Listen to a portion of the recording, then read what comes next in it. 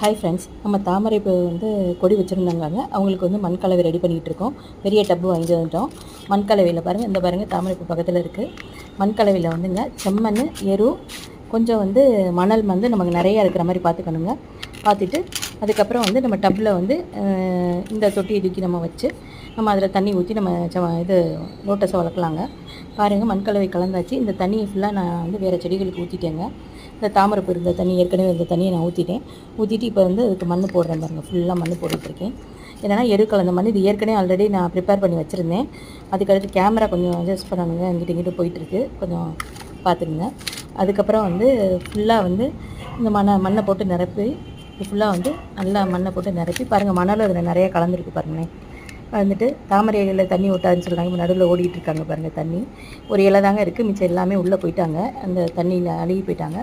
இதுக்கப்புறம் நம்ம ஃபுல்லாக மண்ணை நிரப்பியாச்சு. மணலும் நிறையா இருக்காங்க.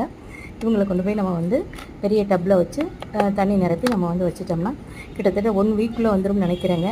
இதை பாருங்கள், இந்த டப்பில் தாங்க போட போகிறேன். நான் வந்து அடுத்து செகண்ட் இருந்து பார்ட் 2 வீடியோவில் காமிக்கிறேன்.